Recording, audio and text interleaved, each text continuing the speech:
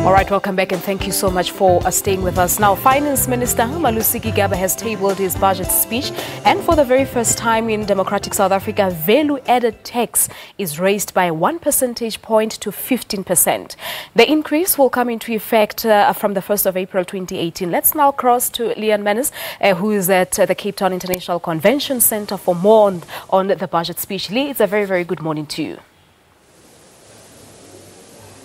Palesa, good morning to you, and also a very, very good morning to all of our viewers at home and across South Africa, and of course on the continent as well. It's wonderful to have you with us.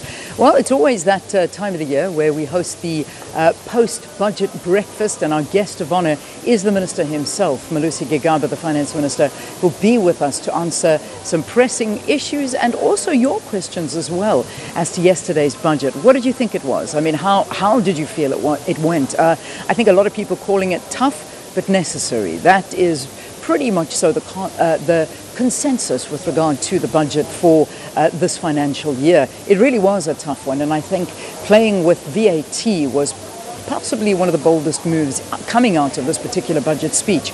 And it's something that's been spoken about for many years previously, but finally it has been lifted up by that 1 percentage point. But what does that mean? Because you've been hearing a lot of the opposition parties and public talking about the fact that the increase in VAT is going to hit the poorest of the poor. And it doesn't matter who you are now going to be paying a lot more for most things, and this is a big worry. Well, there's a lot to fund. We knew that going into it, and we knew going into the budget speech yesterday that the Finance Minister was in a very difficult position to try and fund that deficit and also fund many of the promises that have been made to South Africans. And the two ones that jumped to mind, of course, was that free tertiary education for a certain segment of South Africans, and the NHI, which we are hoping to see coming into effect somewhere around 2020. So there was a lot to think about, but what's been missed out? What do you feel should have been given more? Obviously, grants have gone up slightly.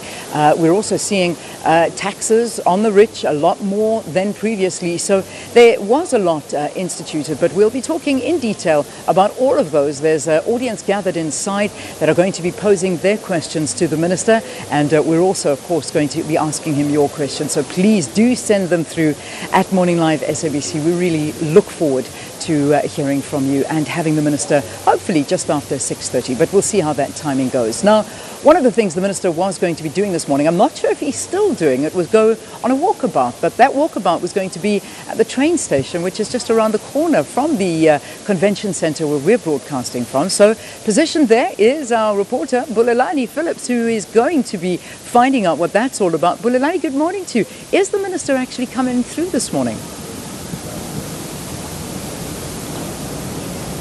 Well, good morning to you, Lee. And unfortunately, we arrived here this morning and only learned just before 6 o'clock that the Minister had cancelled his walkabout here at the Cape Town station. Of course, we don't know as yet as what is the reason for the cancellation, but of course, this was his opportunity to come and interact with the ordinary South Africans in terms of what they feel about the budget, as well as it was his opportunity to actually explain some of the issues that were raised in the budget, particularly issues of the increases in social grants, and therefore what he was trying to do was that he was going to issue out pamphlets which we believe that they have been translated to other languages so that the understanding of the budget is very accessible to all South Africans. Of course, as I've said, he's not been able to actually honor this engagement, but as you've said earlier, he will be at that post-budget breakfast, as well as later on this morning he's going to be in Parliament, where he's going to be answering questions